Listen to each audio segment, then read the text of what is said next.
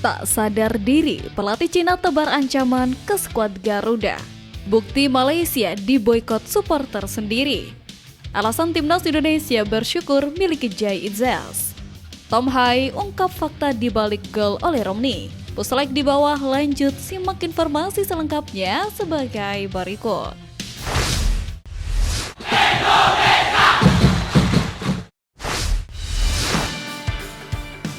Tom Hai ungkap fakta di balik gol oleh Romney.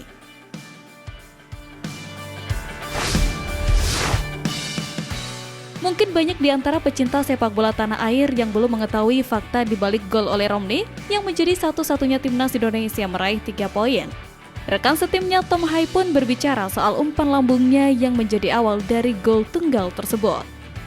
Seperti yang kita tahu, gol sematawayang yang disarankan oleh Romney ke gawang Bahrain tentu saja berawal dari beberapa kontribusi pemain lain di lapangan.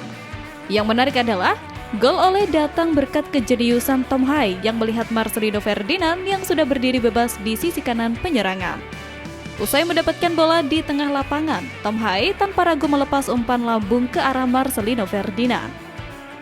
Marcelino mengontrol bola dengan sempurna dan meneruskannya ke Ole Romney yang juga berdiri bebas. Ole tanpa ampun langsung menembak bola untuk menjebol gawang tim tamu.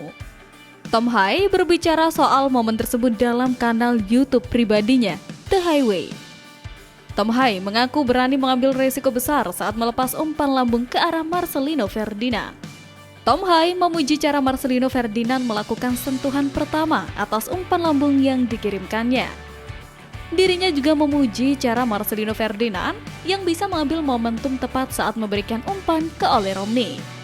Jika umpan Marcelino tidak dilepas di momentum yang tepat, maka Ole Romney akan terjebak di posisi offside.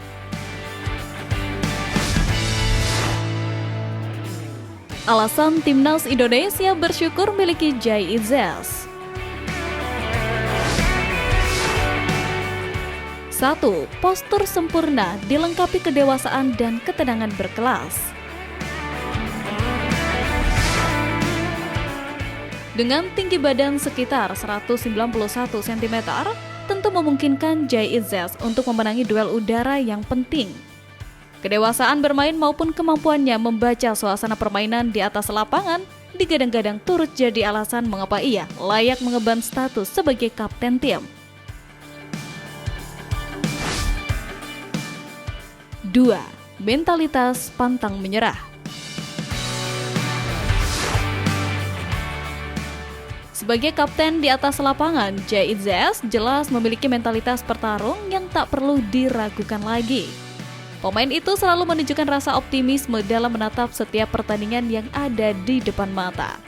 Kerap melintas di berbagai sosial media tentang bagaimana Jay yang selalu berupaya meningkatkan semangat para penggawa skuad Garuda agar tetap membara.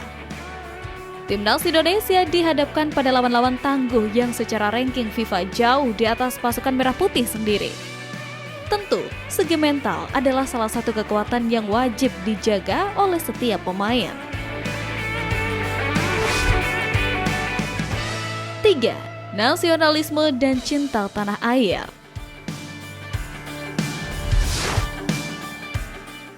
Memperkuat timnas Indonesia artinya juga mencintai segala hal yang ada di Nusantara. Bukan hanya dari aspek pesepak bolaan, melainkan juga seluruh masyarakat, budaya, hingga bahasa. Hal tersebut dimiliki oleh seluruh pemain keturunan yang saat ini berseragam merah putih. Baru-baru ini, Jay tengah menjadi sorotan karena aksinya saat melawan Bahrain. Kini, bukan tentang bagaimana Jay tampil solid dalam formasi trio back pilihan staf kepelatihan, tetapi ia nampak memberikan instruksi kepada rekannya menggunakan bahasa Indonesia.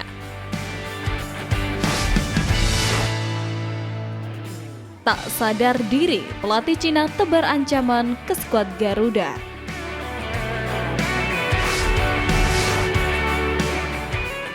Posisi Cina saat ini memang dapat dibilang sudah terjepit. Mengingat Cina dan Bahrain sama-sama meraih poin 6 terpaut 3 angka dari Indonesia yang memperoleh 9 poin.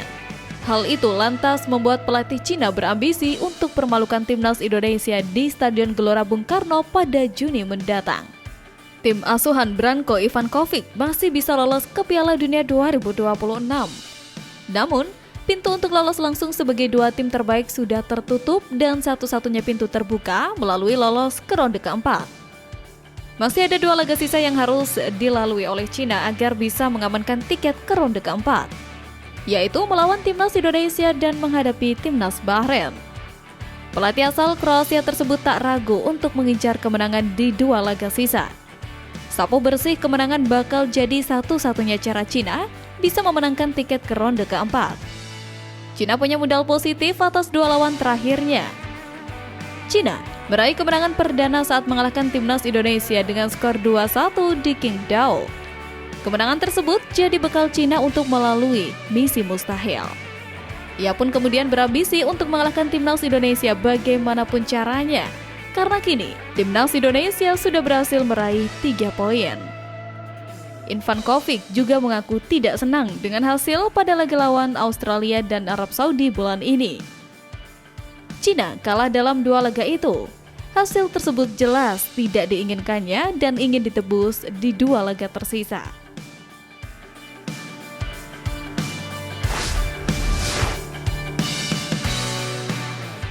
Bukti Malaysia diboikot supporter sendiri.